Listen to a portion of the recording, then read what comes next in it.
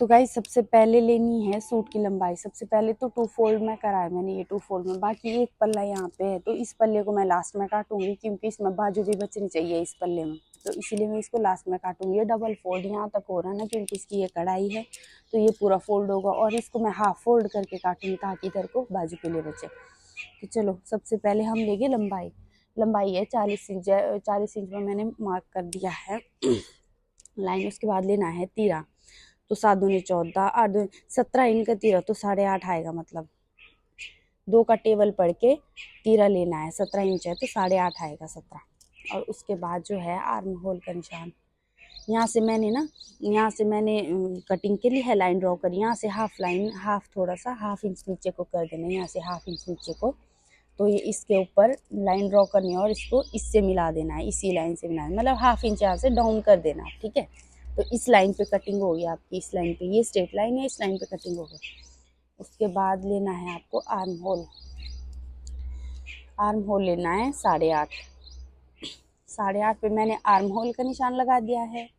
उसके बाद लगाऊंगी मैं चाक का निशान नीचे, तो 6.5 पे लगा रही हूँ मैं वो कमर का निशान 6.5, और 7 इंच पे लगा रही हूँ मैं हिप का निशान। तो आप 7 पे भी लगा सकते हैं ये 2 निशान, और यहाँ से तो 8.5 रह रहा है इनका। बाकी आप 9 भी रख सकते हो, जैसे जैसे हेल्दी होगा तो वैसे वैसे 9 भी रह सकता है, 7 भी रह सकता है, तो इनका 8.5 रह रहा है। बाकी मैक्सिमम 8, 8.5 ही रहता है सबका। तो इनको आप स्ट्रेट लाइन ड्रॉ कर देना। आप स्केल का यूज़ करना क्योंकि मेरे को आदत है हाथ से वो करने की ना, लाइंस ड्रॉ करने की। आप स्केल का यूज़ करना, टेढ़ी मेढ़ी जाती है लाइंस। मैं हाथ से ज़्यादातर करती हूँ इसीलिए, तो टेढ़ी भी लग जाए तो मैं कटिंग में सीधा कर देती हूँ। अब इसके बाद 8.5 पे यहाँ भी ड्रॉ करनी है 8.5 में, और इसको आर्म होल वाले निशान से मिला देंगे, ये देख लो। उसके बाद हाफ इंच आप यहाँ से अंदर को रखना, गले की ओर हाफ इंच, और ऐसे स्केल करके इसको भी यहाँ मिला देना, मतलब ऊपर से सेम लाइन पे आना चाहिए, यहाँ से हल्का सा हाफ इंच अंदर, ताकि आर्म होल की शेप जो है अच्छी आए, हाफ इंच अंदर को। उसके बाद रखना है 2 इंच यहाँ से बाहर की ओर, ये लो 2 इंच में। अब लेंगे हम चेस्ट है इनकी 37, तो 4 का टेबल पढ़ना है, ध्यान रहे, यहाँ 2 का टेबल पढ़ना है, यहाँ 4 का, ठीक है। कितना है, कम छाती है इनकी 37, 9 चौके 36, 36 9.5, 38 आ रहा है 9.5 से ना, तो मैं 38 ही रखूँगी क्योंकि बाद में कहीं बैठना चाहिए सूट। यहाँ से 2 इंच एक्स्ट्रा रख दिया मैंने, ठीक है। उसके बाद कमर है 34, 8 चौके 32, 8.5 34, यहाँ 8.5 रही कमर, और 2 इंच एक्स्ट्रा मार्जिन है। और हिप है 42, 10 चौके 40, 11 चौके 44, 10.5, 10.5, 4 का टेबल पढ़ के 10.5 आ रहा है ना 42। तो आप इनको मिला देना है स्केल से, हाथ से मत करना अभी, जो बिगनर्स है खासकर उनके लिए हाथ से मत करना। उसके बाद लेंगे हम पल्ला, 42, 10.5, लगभग 11 इंच पल्ला लेंगे इनका। 11 इंच पल्ला क्यों लिया मैंने, क्योंकि यहाँ पे जो हिप का निशान है ना वो 10.5 में आ रहा है, तो 11, 11.5 भी आप ले सकते हो, यहाँ पे 11.5 रख दो तो हल्का सा फर्क पड़ेगा। 11.5 रख दिया, और उसके बाद जो बाहर के लिए बचेगा 2 इंच मोड़ने के लिए, वो एक्स्ट्रा मार्जिन होगा। इसमें स्ट्रेट लाइन ड्रॉ कर दो और इनको मिला दो इस तरीके से। ये रहा फोल्डिंग का निशान, और ये रहा बाकी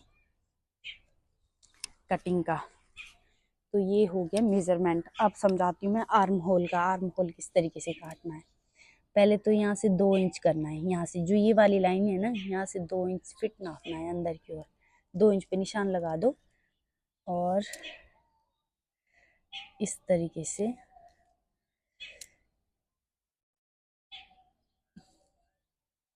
आर्म होल का निशान लगा दो यहाँ।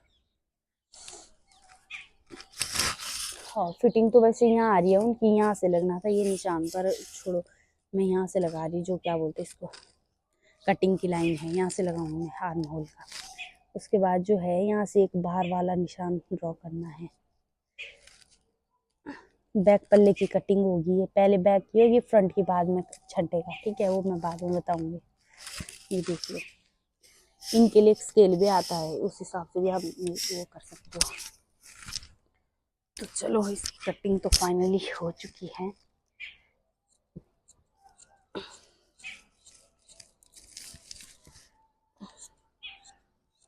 ये देख लो,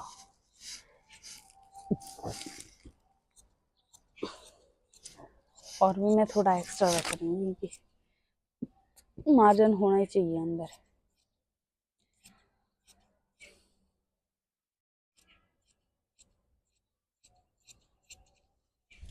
ये लो, पहले इसमें आप निशान ज़रूर लगाना, फिटिंग में सही रहता है। और ये रहा गले का निशान, ये रहा फोल्ड करने का, और यहाँ पे भी एक्स्ट्रा फैब्रिक कट कर देते हैं।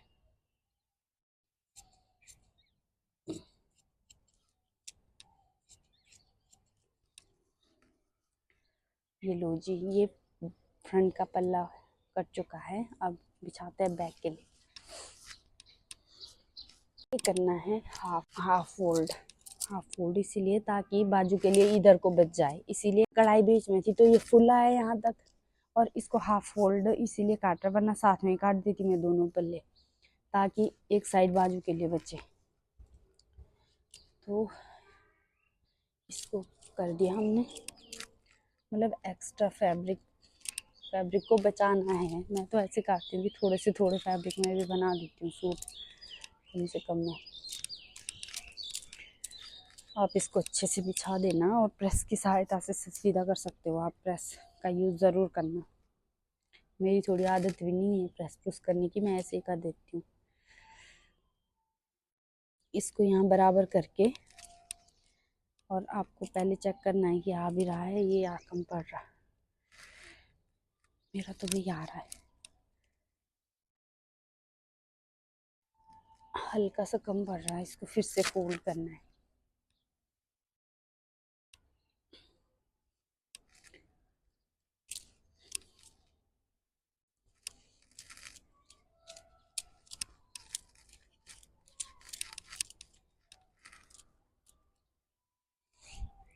लो जी, फिर से बिछा देंगे इसको।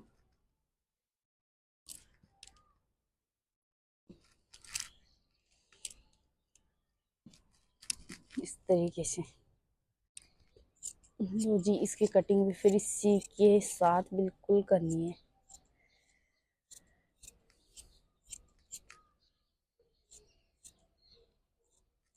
हल्का सा भी आगे पीछे नहीं जानी चाहिए कैंची, वो इसलिए कि बाद में फिर फिटिंग में दिक्कत आएगी, एक पल्ला आपका ढीला जाएगा, एक टाइट जाएगा।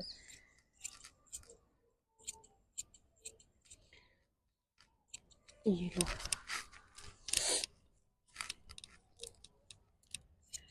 ये कंप्लीट हो चुका है, इसमें भी निशान लगा देने हैं।